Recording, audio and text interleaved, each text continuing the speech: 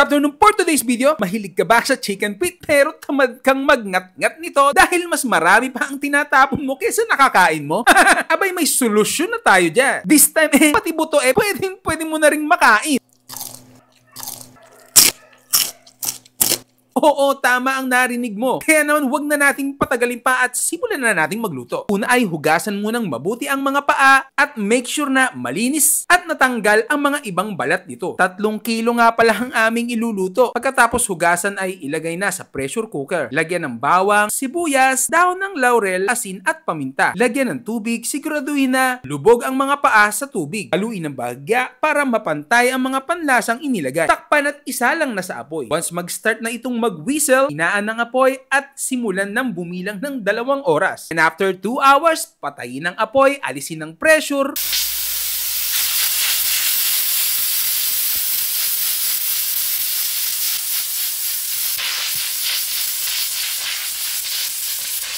Buksan ang pressure cooker, lagyan ng yelo para mabilis lumamig at huwag madurog ang mga paa. Hanguin at isa-isang ilagay sa tubig.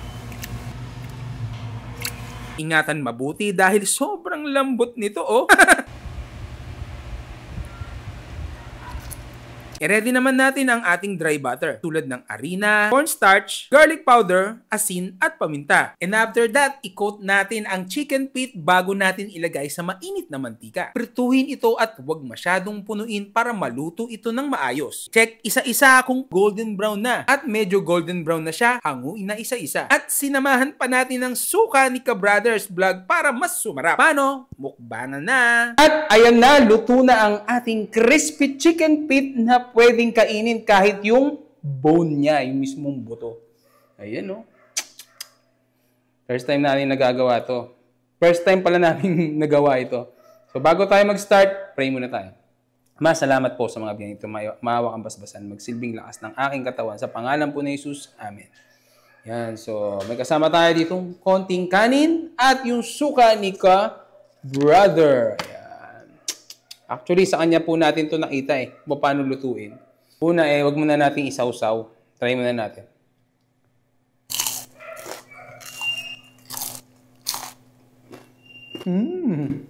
Grabe, oh. Ito, oh.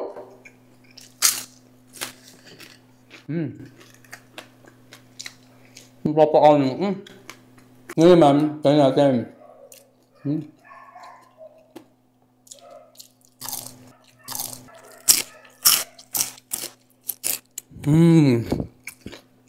Sarap.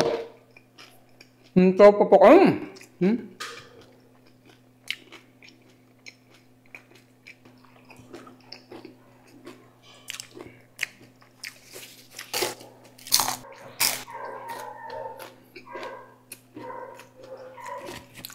Sarap, grabe.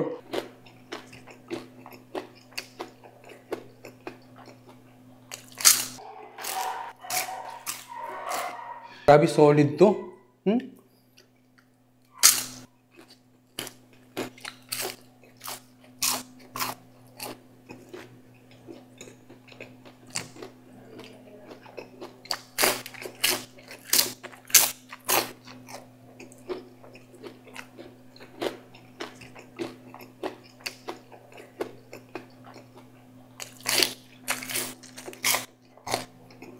Sarap.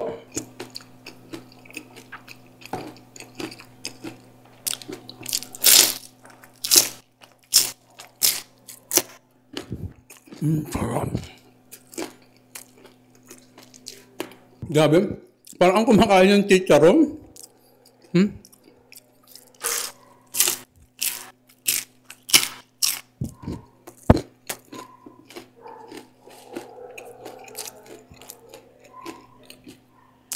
So, sa gustong mag-try nito, sundan nyo lang po yung ginawa namin pagluluto ni Daddy.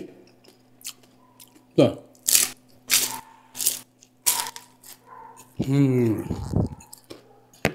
Kain tayo.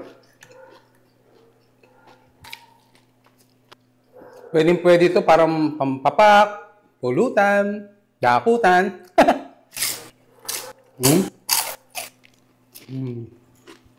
Sarap. So,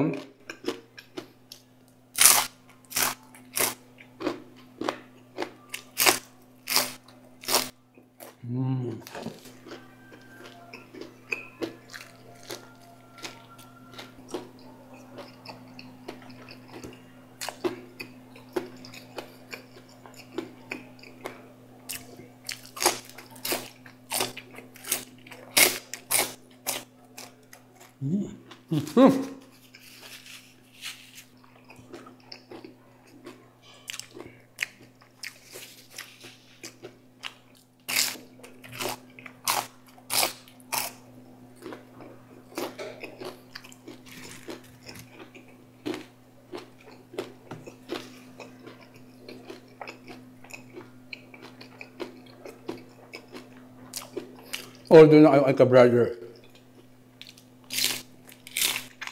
Ang sarap ng suka.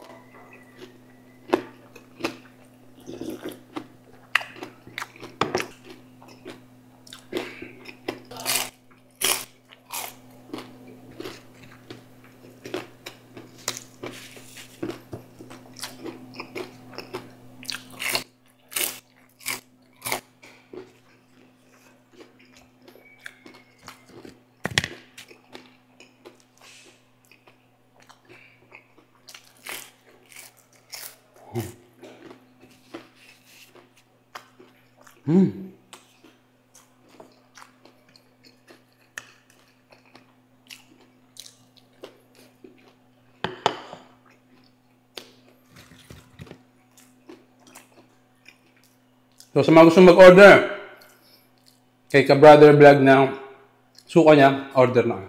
Kaya sa inyo ang aking huling last bite. Parang kakaiba yung ka-brother.